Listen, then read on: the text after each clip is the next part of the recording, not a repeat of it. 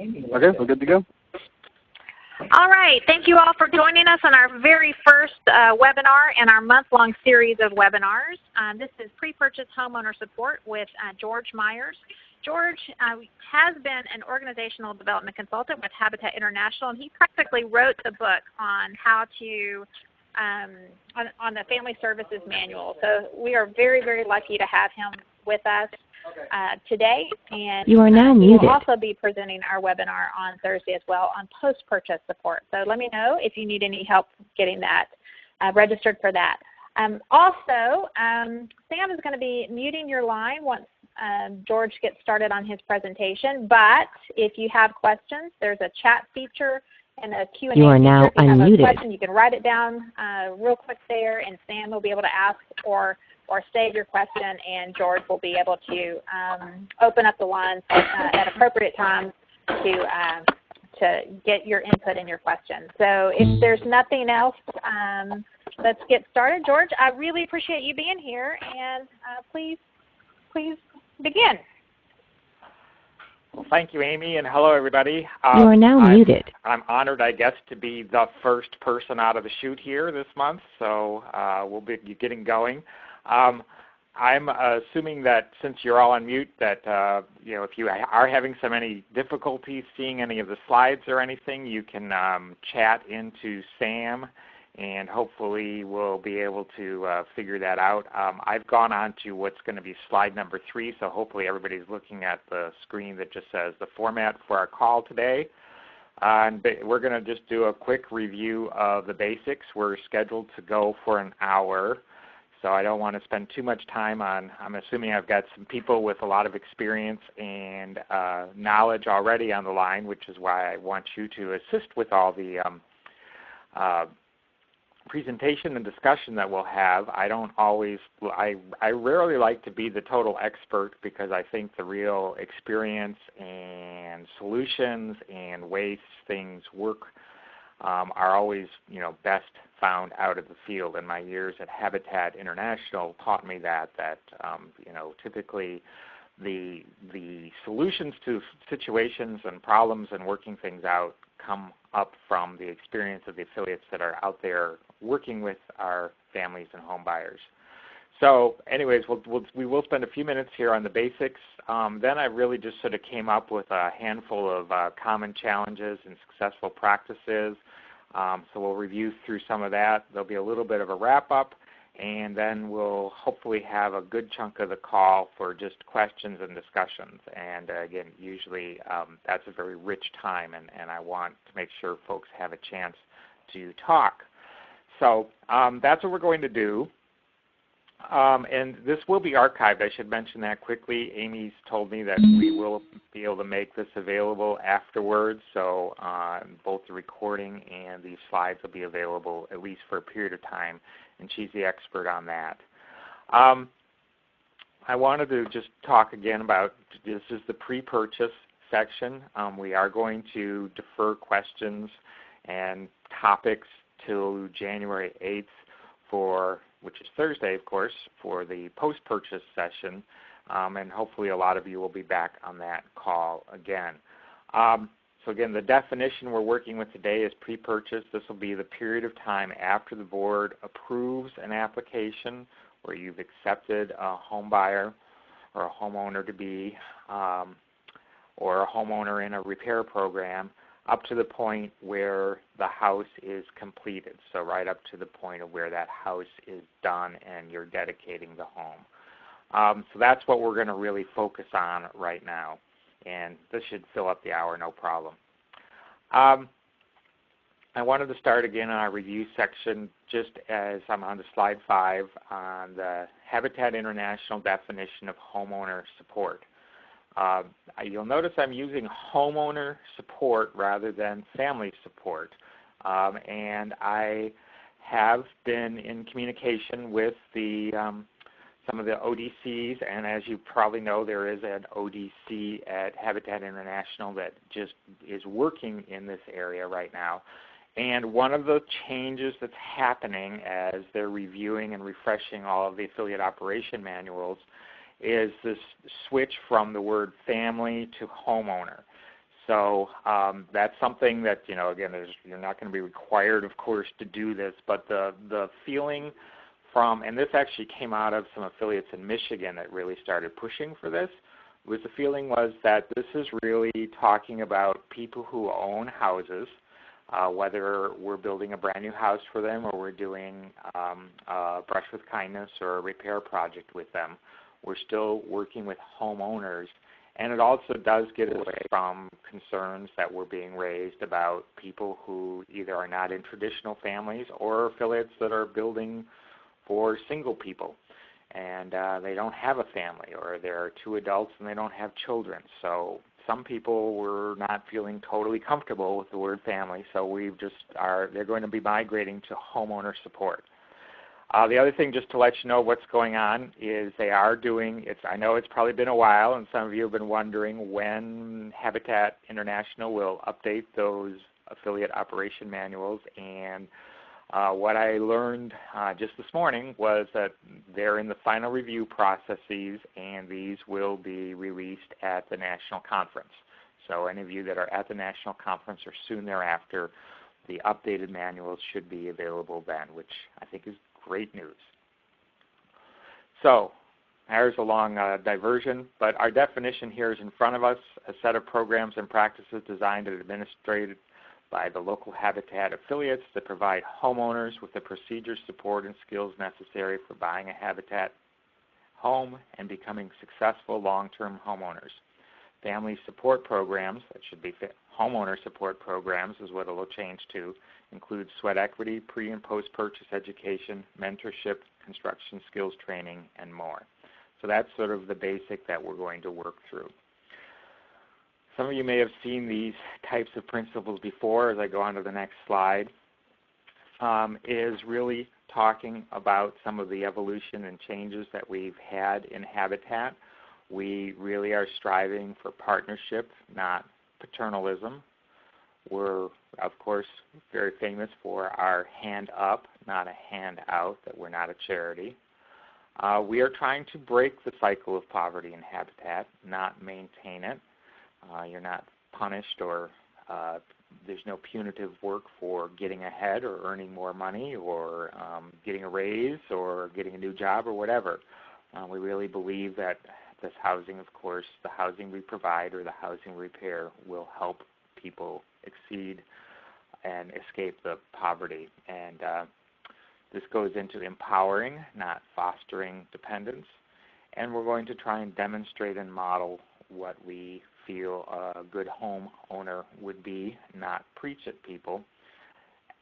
Also, we're going to focus on strengths and capacities, not needs and deficits. And I think this is also where Habitat has always led the field, that we're not looking at what people don't have, but we're looking for what they do have. And as they come to us as partners, not clients, that's really the key focus for what we're trying to do.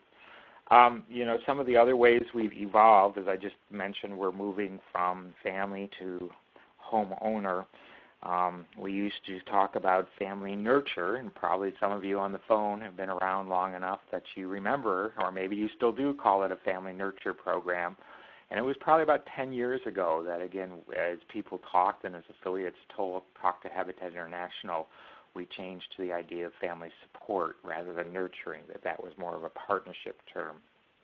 Some of the other things that have changed over the years, again, some of you may remember, way back when we used to allow families to do sweat equity after they'd moved into the house. But a lot of times we had a pretty high number of hours required for sweat equity, and a lot of times the families couldn't get them done, or the homeowners couldn't get them done beforehand. And we just found out that was an idea that didn't work very well. And again, it's a good example of affiliates telling us that that doesn't work very well. So that recommendation was also changed a few years ago. So Sam, I'm just wondering whether there's any questions or comments, or if anybody has anything that they'd want to chime in on here. Maybe we can unmute for a minute. Sure. Sure thing. Let me do that. You are now unmuted. So, okay.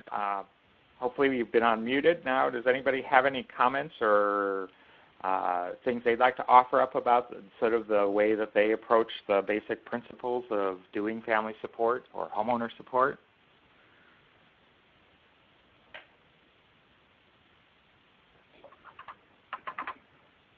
Okay. Well, leave them unmuted for a second, Sam, and I'll just go on here because we'll look at this quote. This came from an executive director. Our family support services are all about helping people to not need us, which I think resonates with all those principles we just talked about. So if we do our job well, we're going to really work ourselves out of a job. So it's a test now. What I want you to do is hopefully all of you out there have a piece of paper, and you can take a look at this word in front of you, these letters in front of you, and I want you to take up a pen, and I want you to write down just one word. So again, take a look at this and write down just one word. And again, just to clarify, what I want you to do is write down just one word. Rebecca just popped up on chat and said she lost audio. Is anybody out there? Can you just... Anybody at all? All right, Nathan can hear, so that, thank you, Nathan, for replying. Amy, this is Walletta and Tyler. We can hear as well. Good. All right, thank you. I'll just ask Rebecca if she will maybe just hang up and try again. Okay, Walletta, what did you write down? Just one word. You know, I wasn't sure what you were getting at. I mean, based on this word that we see on the screen, is that what you mean? Well, what did you write? Well, somebody just said who just spoke a moment ago. It's Janice. And what did you write down, Janice? Just one word.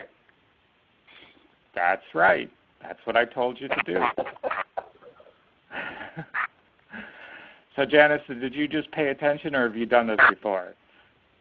I was just paying attention. Thank you very much. So, why did I do that to you, Janice? Just to see that we were listening, and also to test if we could translate, I guess, what you were saying. Right. And how many of you have had times when you've worked with a person who's, applying for a house or has been accepted for a house, and you think you've just told them what to do, and they don't do what you ask them to? So, this is the example here is just to, again, just try and raise some consciousness about the fact that a lot of times we feel that we communicate something. I did ask you guys to 3 times. I told you to write down just one word. And anybody else do that, or is Janice the only Gold Star pupil today? Janice is the star. Good. So, but this is really, it's a common thing, and those of you that have worked with us for a while, I'm sure there's days where you just think, I've talked till I'm blue in the face, or I've told them again and again, or here I thought we had this figured out last month, and now we're still back to the drawing board with this person. Communication is probably the biggest skill to bring to this work, is I guess what I would say. And knowing how to communicate well, patiently, and testing for understanding, and to just know that at times, whether it's language or something else that just hasn't worked with the family and the people you're working with. So just think about that, because we all get guilty of that at times. So good. All right, Sam, if we can mute folks up again. Okay. And you are now I'll do a muted. little bit more presentation here, and then we're going to move into some of the topics and go from there. So the quality assurance does talk about family support and homeowner support services.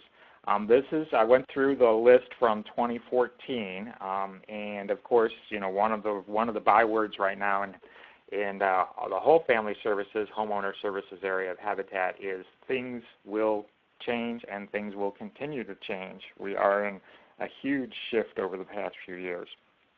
But anyway, so what hopefully your executive directors or you yourselves answered on the quality assurance checklist this year is that your affiliates are all providing some sort of homeowner support services. The QA says that the affiliate should have operational committees. It doesn't specify that family services has to be those committees. It's sort of vague about just whether you have committees or not, but I would always suggest that this is a great and important area to have committees in. You should have a written policy prohibiting discrimination and harassment of either current homeowners or people in the process or even applicants. You should have a written sweat equity policy. You should have a written safety policy for the work site, since we're going to be asking folks to go out and build on the houses with us. And there should be a confidential record retention system. Excuse me. Particularly around the applications. So that's definitely a big part of what items can be kept and who can see them and what happens with that. And I'll just tell a story on that one. I was serving as an interim director in an affiliate this summer, and they actually had a really nice, in my office as the director, I had a nice locked up filing cabinet with all the mortgages and all the applications, and everything was really great. Two things happened in the course of the summer. One, I went looking for the application of the current partner family that we were building with. The question had come up, and I couldn't find that application. And I went and asked the chair of the selection committee, and she said, oh, well, the family partner has that application. I said, do they have everything? And she says, oh, yeah, they have the entire file. So this person's entire even though the person had been accepted and was just working on sweat equities, the committee person had the entire file, and and we had no control over that at the affiliate. So, that was one of the things I worked on changing with them, was to make sure that family support person had just basically the information that they would need to work with the family, and they didn't need Social Security numbers and all the other things that are in the applications. Sort of the same thing happened in the affiliate was doing Brush with Kindness programs, and one day I realized that all these Brush with Kindness applications were coming in, and they weren't in the same file cabinet. And it turned out that they were lying in a pile on the construction manager's desk, because he was the one that was working with the families and working on the scope of work for the projects. And again, I was like, okay, let's change this. There's a lot of confidential information in these files. People have trusted with us, and let's make sure that we respect their privacy and make sure that nothing could happen with their information. So that was a big one for this particular affiliate. Maybe you guys have had some other experiences, and we can talk about those in a few minutes. So a big important one. All right, we are going to talk a little bit about topics. These are sort of the buckets that I came up with.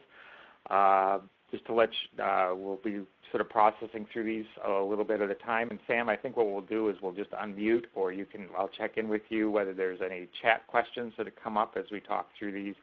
And I think we're doing good on time, so we'll go ahead with this, and then still have some time for some overall questions and discussion at the end. Does that sound good? Okay. Do we have anything in the chat box right now? I'm not seeing any chat questions as of now. Okay, and Amy, anything you want to chime in on before we move forward? You are now unmuted. We're also we're on mute right here. So. I just know Amy knows a good bit about family services too, so she's a great resource for affiliates there in that great state of Texas. Anything you want to add to, Amy, on anything I've said so far? No, thank you. Okay, good. All right, thanks, guys. So committees and staff.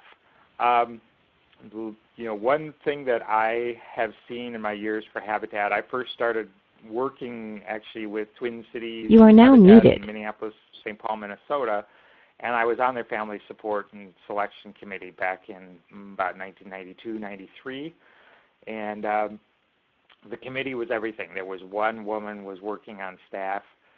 Everything else was being handled by the committees. They actually had 5 separate committees for 5 different regions of the Twin Cities area. They covered 8 counties, and so we had probably 40 or 50 people volunteering and working on family selection with them. Now fast forward to today, and they have 4 or 5 affiliate staff people. They usually have 2 or 3 VISTA or AmeriCorps folks. And they have a whole other wing of the organization that's taking care of the Brush with Kindness repair programs. And they probably have about 15 committee people now. So the staff has really transitioned, taken this on in a big way. I actually left the committee because we, even in the 90s, had gone from where the committee was getting the applications and we were deciding who we'd go out and interview and go out and do homeowner visits. And then we also had the power to be able to make recommendations. And we gave back to that single staff person who we thought should be given to the board and approved for a house. As they added their own staff, what happened at this case was that the staff started screening the applications, running all the credit reports, meeting with the families ahead of time, and the staff also said that they felt that they needed to make the decisions.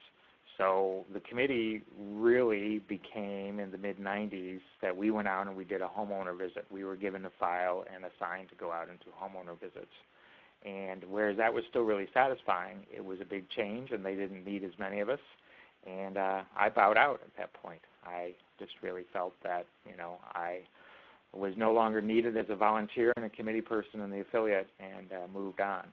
And I've seen this happen in many other affiliates. I think there is a call out there on my Habitat site about just keeping families or keeping volunteers involved here in homeowners. So that to me is a big, important part. It's tough to keep committees going. It's tough to keep committees trained. It's tough to keep committees active, but it can really, really, really help the program go. And the last thing I'll say on this is as volunteers come and work with the families, probably many of you have seen this happen, this is a hugely rewarding, eye-opening, and often a life-changing part of the volunteers' experience with Habitat, of literally rubbing shoulders and getting to know these low-income families who have come to Habitat to be partners with us. So, Sam, any chat questions out there? Any questions on that? I'm not seeing any chat questions. Okay, and again, we can come back at the end here and just do some discussion around any of these topics too. So keep those questions in mind if you'd like to bring something up. Okay, process flow. So again, what we're talking about here, and this is where the homeowner support really comes in. These are really prospective homeowners, of course, at this point. They have not closed on the house. But the process is what's supposed to happen from approval to closing. And I think most of you know that there's a lot supposed to happen in there. But this is really an area where I've seen affiliates really do well when they sort of have a checklist to go forward on and really are clear on what has to happen through this whole phase. The other thing to just sort of keep in mind, if we were doing a longer presentation or a workshop someplace, I'd be asking you to write up a whole list, but I'm sure you know in your brains, some of the many, many things that have to happen and the people that need to be involved. I think the last thing I'll say on this is the critical thing that often is a struggle for affiliates, particularly when they're using a family partner who usually is the key person, as a volunteer to help the family. If you don't have a staff person doing it, you hopefully have an assigned family partner. It's really critical to engage that person really early on in the process. Hopefully as soon as the family is approved, that you've already got the family partner lined up and ready to go so that there can be an immediate handoff to that person. That also just really helps with communication, and it also takes pressure off the staff who otherwise have to jump in and start asking questions. Because as you know, as soon as a family is approved, they're going to have a ton of questions. So what happens? How do I do this? What's the sweat equity? All those questions start coming. And if a family partner isn't there right then, they're going to have more difficulty engaging and being seen as a resource later on. So Sam, any chats or any questions? Yes, we do have some questions here. Nathan Ware has a couple questions. The first one is, how involved should volunteers be in family support? And to further describe that, he says, our staff member does virtually all of the work and volunteers are just used in the selection process. Okay, I think the most critical role, good question, Nathan, thank you. The most critical role is that family partner or family mentor, advocate, whatever you're calling them. And of course, the AOM is going to come out and start calling them the home buyer partners.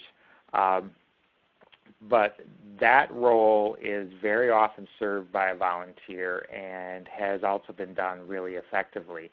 As I said, I think the big piece for that is to not just think of only of your own processes and yes, it might be more efficient to have your staff control all of this, but this is also an area where we could also say it's more efficient if we paid a bunch of pros to come in and build our houses. And part of why we don't is, first, it keeps our costs down, and second, of course, this is something people like to volunteer at doing and also can find it a greatly rewarding personal satisfaction. So this is an area where I would think about, when you're looking at family support, how can we help our volunteers to feel more engaged and give them some life-changing experiences. And again, I think those of you who may have had this chance personally out there or have known people that have done this family partner role is one that can really change a volunteer's life around. And so that's the biggest thing that I would say. I also see people that can help with even, like entering sweat equity hours, and also people very often get involved in the home buyer education classes. That a lot of those can be taught by volunteers, even if they're professional, a banker coming in and helping you, or a budget counselor, or is still very much a volunteer, and it's a great way to leverage your program. So hopefully that helps. We can talk about it more. Sam, is there any other questions? One more from Nathan.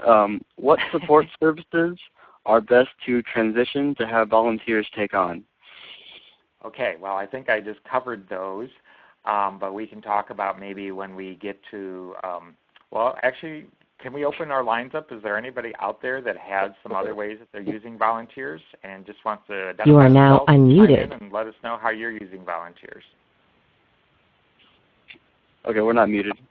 So. Anybody using volunteers out there? One thing we use volunteers for is selections of colors and, paint, countertops, those kind of selections. Good. Great. And who is that speaking? Sorry, Barbara, Montgomery County. Thank you, Barbara. That was a great idea. Anybody else using volunteers besides the classes and as a mentor?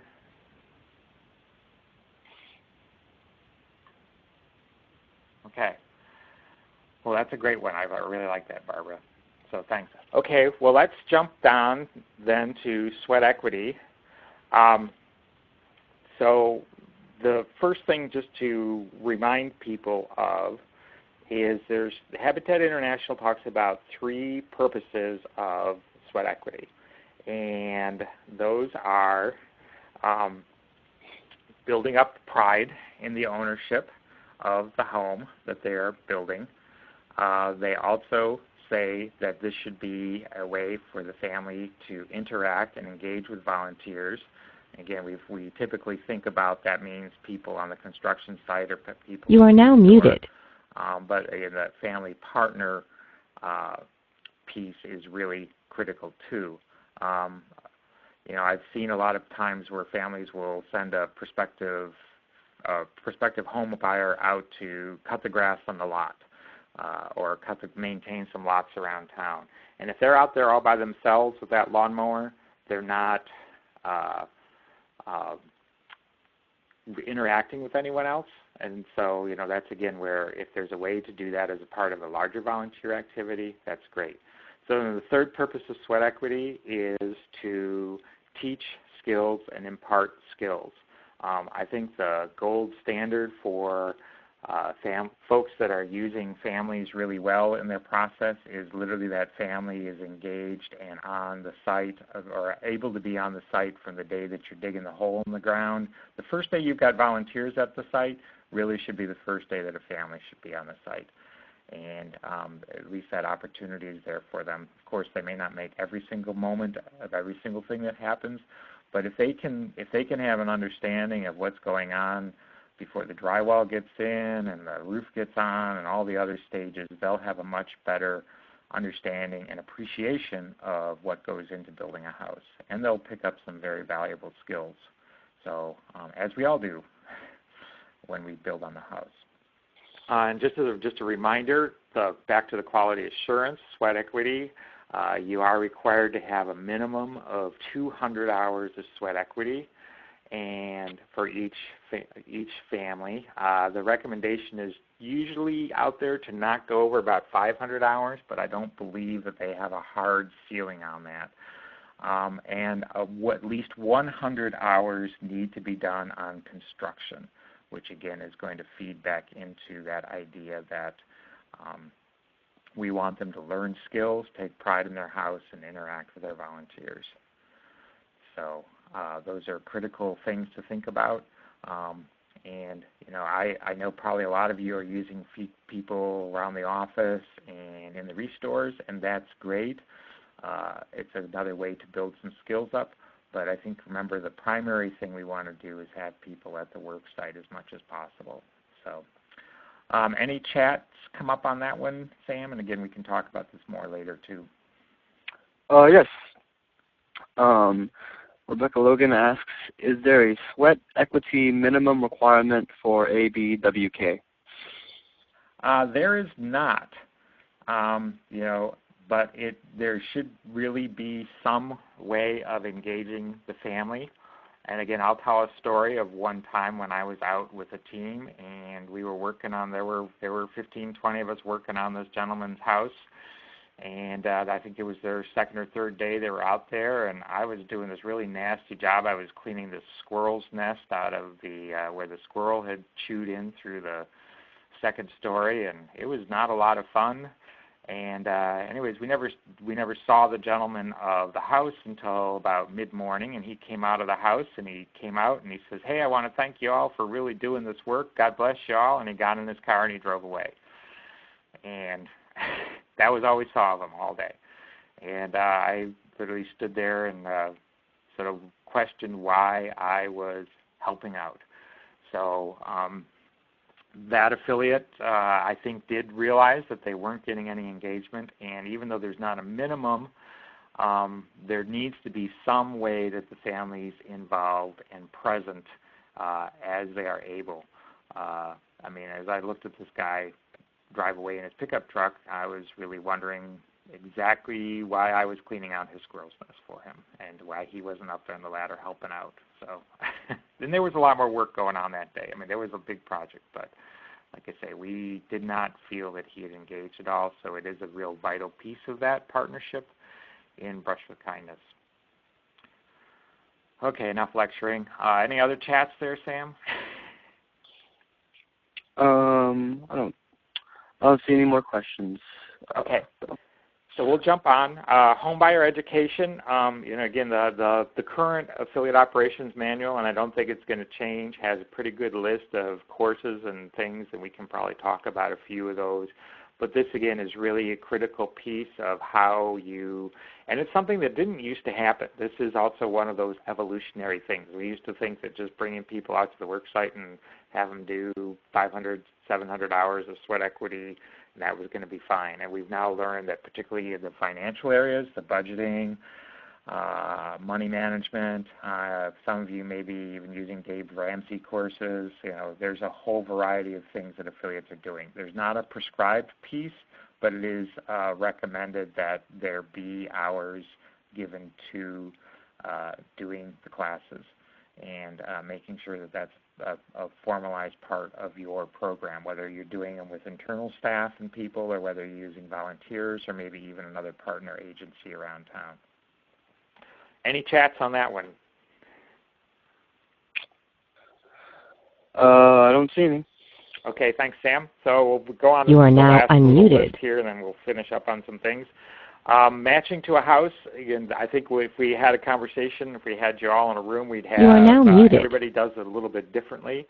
Some of the smaller affiliates probably know right where that house is going to be, and I was just reading online in the forums this week about an affiliate that had lost a family in a little small town outside of their main city, and we're having a real problem finding a new family to work with that property, which was already being built.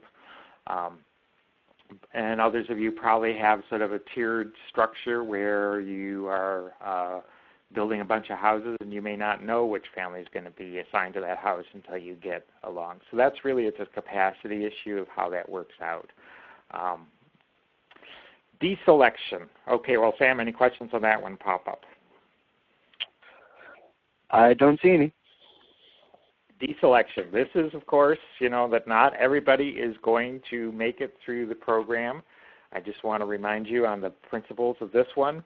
There's 3 reasons that you can deselect: fraud on the application that comes out, failure to meet the expectations or requirements of the application or letter of acceptance, typically around down payments or sweat equity or attending those classes.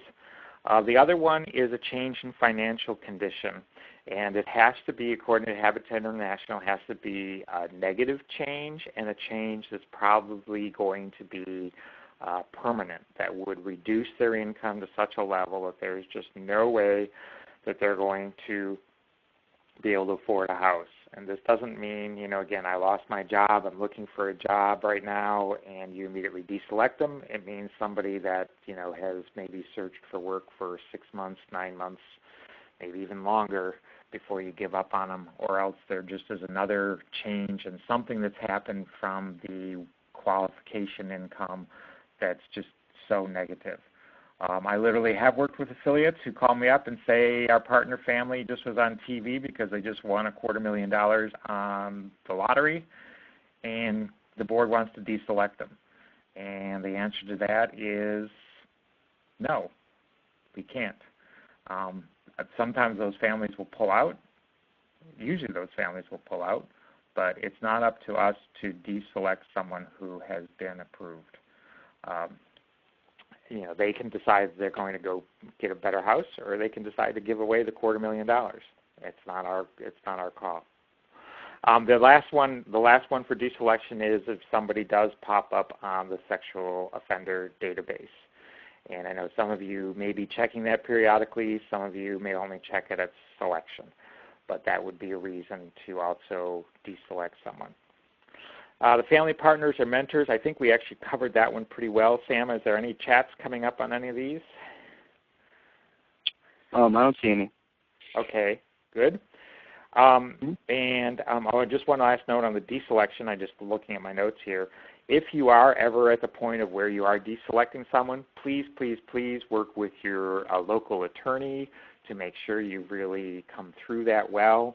And checked all, particularly if it's something around like the sexual offender or fraud elements. That's something you should talk through with your attorney. And this would also be a great time to chat with the Affiliate Support Center too, and make sure that they don't see any red flags for your situation. Okay, the last one on this one is finishing well.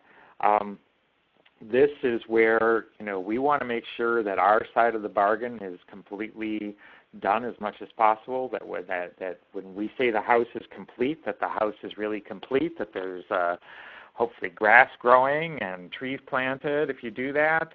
The towel bars are all hung up, the paint's all done, and everything is really complete at the house.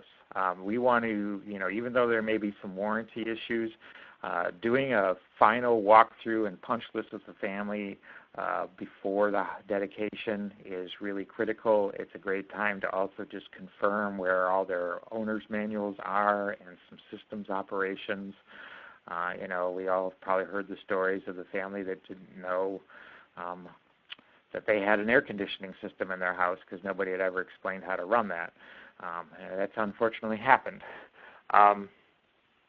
And we want to make sure that as much as we can, we've got the house as ready as possible so that any warranty or callback issues are really for things that have failed, as opposed to saying, well, because typically, it takes a long time to get back over there and finish up the last little things if you haven't done it.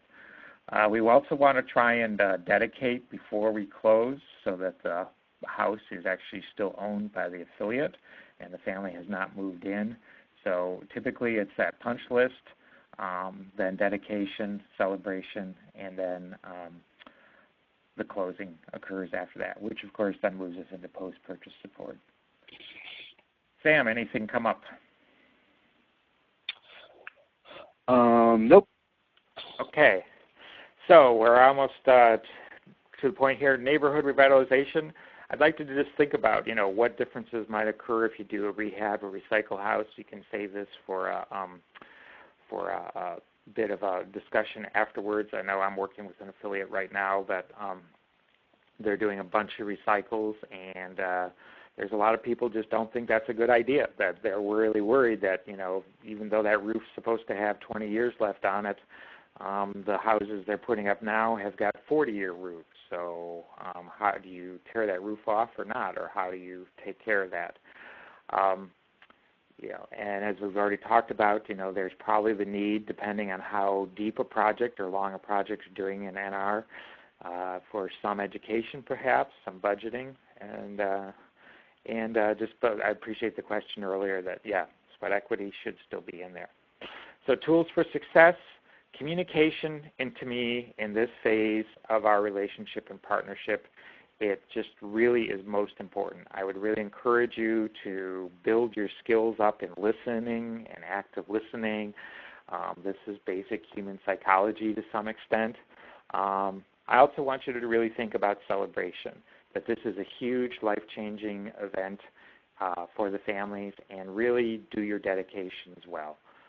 Really celebrate with the families, make them a really joyous community piece of the work. It's a huge accomplishment for the affiliate, for every house that you do, even if you build a couple hundred or whether you've only built a dozen. This is a huge piece. And then again, the confidentiality, so that someone knows that we are not only just protecting basic information like their Social Security number, but that also as they do struggle, that they feel that they can trust you and come to you with a problem. Again, if someone loses their job, you hope that they call you up the day that it happens to let you know, rather than you finding out through the grapevine or something. So those are, I think, the big three things.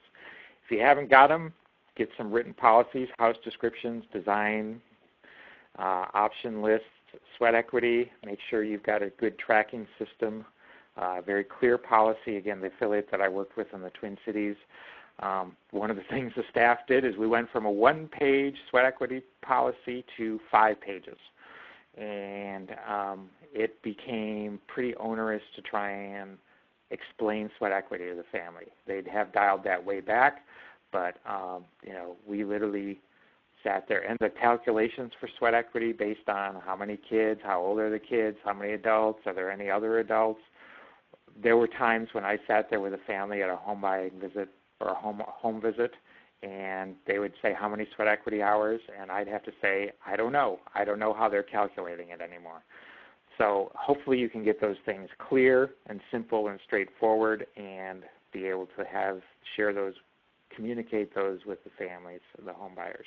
Have a grievance process so that if something isn't working well, it's really clear how a home buyer can make sure that they're being listened to and heard. Have a closing checklist, and I'd say if you don't have a committee, see about getting a committee. So where do you go for help?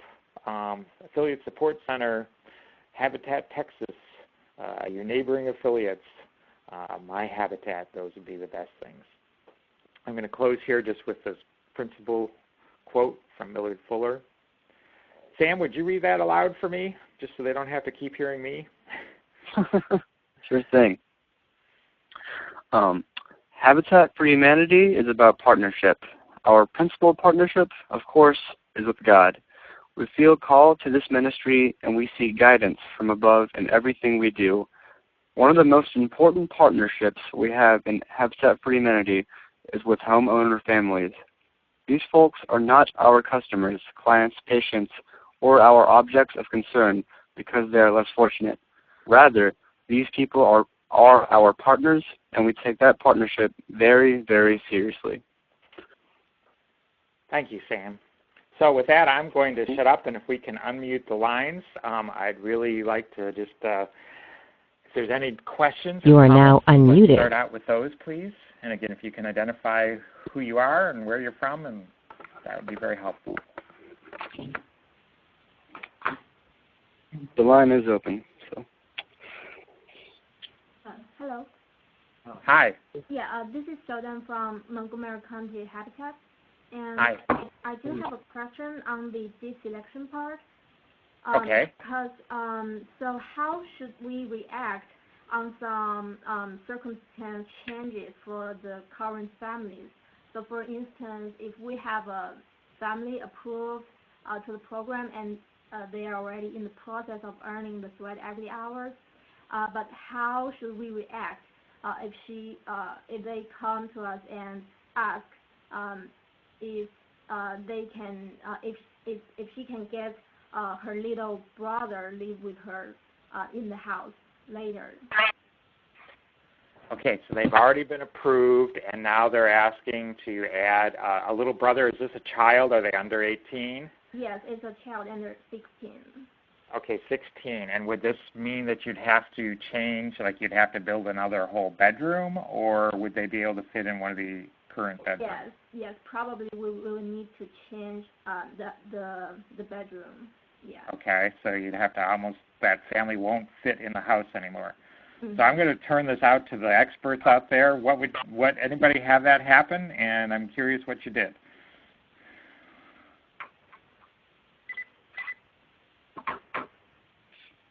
Anybody have an opinion on or an idea of what they should do?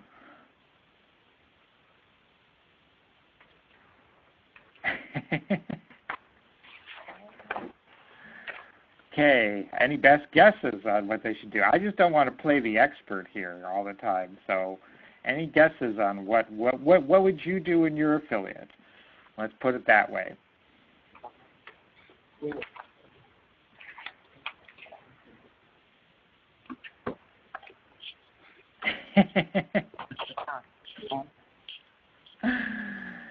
So don't be shy, folks. Nathan Ware's. We got a couple of chats coming in. I can just read those. Nathan Ware says, if we had plenty of time, we'd build a bigger house. And Rebecca Logan says, one thing to look at is whether it changes their financial qualification or their debt to income based on a different family size. Right, because a bigger house would cost more. Both of those were good comments. So, I think this is, the process that I would go through more than anything is talking to the family and saying, well, this does change the application. We'd accepted you with this size family. Now, if this is really something that you have to do, we would want to rerun those numbers, make sure that you do still be able to qualify. And, you know, our whole business is to take you out of substandard housing. So we don't want to put you into a house that's going to automatically be overcrowded and not a good place for your kids. I think that I would engage the family with that and just also be really clear that, you know, this may delay you getting into the house if we have to start all over. You know, maybe you can stick another bedroom on that. Maybe you can't. That you know, they may literally be asked to sort of be put on hold until, if they truly want this child to join them in the house, they may be waiting for a period of time. And, you know, part of why I say all this is that way the family is engaged in the decision and looks at the circumstances and can probably many times help make the decision for themselves of whether they want to wait or whether they want to withdraw the fact that this person is asking to come in. It's a good question. Does that help? Yes. Yeah, I think so. Good. Other questions?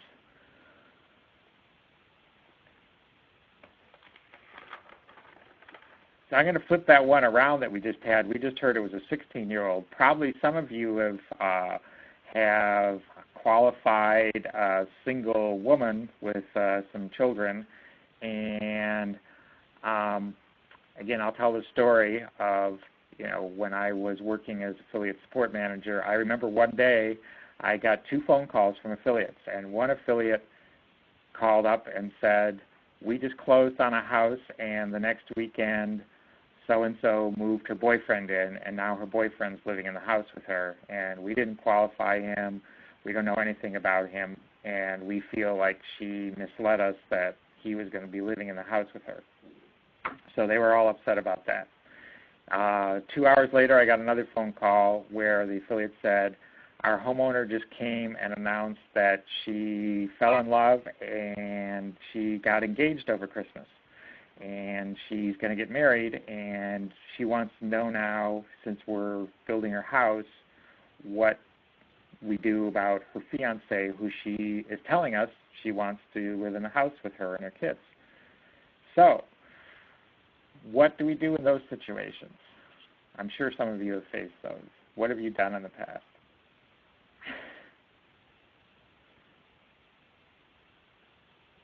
Or maybe this doesn't happen in Texas, it just happens in other places in the country. It does happen in Texas. Again, I'll respond. I mean, I think that's a very common occurrence. And the main issue that I have with that, and again, I think it happens with some frequency, is my concern is always, are we just now hearing about that person because, one, is there an issue with our sexual offender check? You know, because obviously once we've closed on the house, we can't really go back and do that easily. Is there an issue there? Is there an issue with these surprise people that appear on income? Is that person going to put them well over income? And is that the reason we haven't heard about them before?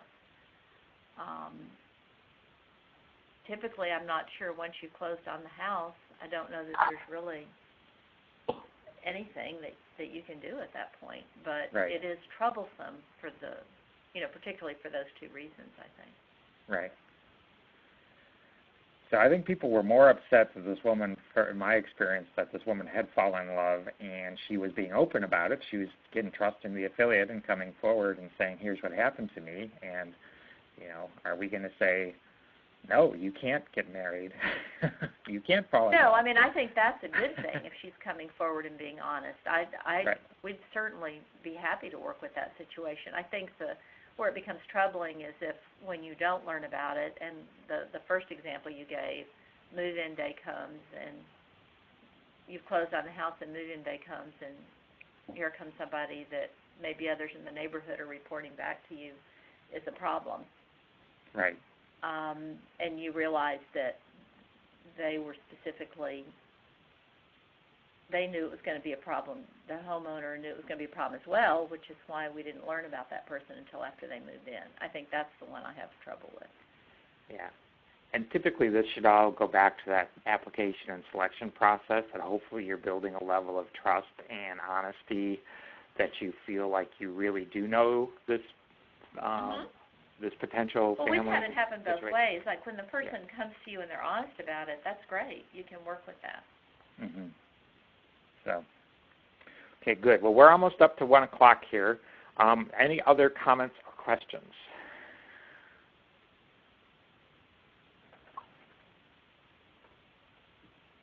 So I'm curious, how does anybody else have a way of dealing with the kind of issue post-closing?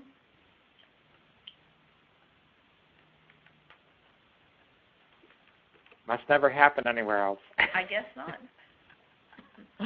It's a really tough one, and again, I think hopefully all we can do is pray about it and think about some grace towards this, and hope that it works out. And I think think back to the process of saying, what did we miss? Where could we have found out about this as we were qualifying the family? So that and the answer is you're probably never going to get that 100% right. But it's I guess one of those things that comes with the territory. Mm-hmm. Okay. Any other chats or anything out there, Sam? Not seeing any new ones. Okay. Okay, well, I'm going to say thank you then. I've put my contact information up on the screen, and of course all of you know and love Amy, and hopefully she's also a great resource and expert, as is the Affiliate Support Center. And look for those new manuals to come out. And I just really want to say God bless you and thank you. This is tough work, and I appreciate what you do to make those home buying situations happen. So I know many of you are also registered for the post-purchase homeowner support for Thursday. So you will now know, be forewarned, that lots of questions are ready to be answered if you want to bring some specific questions. And I don't know, George, I'm putting you on the spot here. If we log on, maybe we can spend just a few minutes right before, starting maybe 11:55 on Thursday, if anybody has any follow-up questions from today's webinar. Would that be okay? Please say yes. Would that be okay? Or yep, for sure. Or feel free to shoot either of us an email. But that's just fine. So. Yeah, thank you for letting me put you on the spot on that one. And if you have any questions about this on Thursday, then just log on about 5 minutes early. And otherwise, I really appreciate your support, and please let me know if you have any questions in the future. We'll close this out. I will also be sending out the recording of this once it processes. It should be later today or first thing in the morning. So thank you all. And goodbye. All right. Thank you.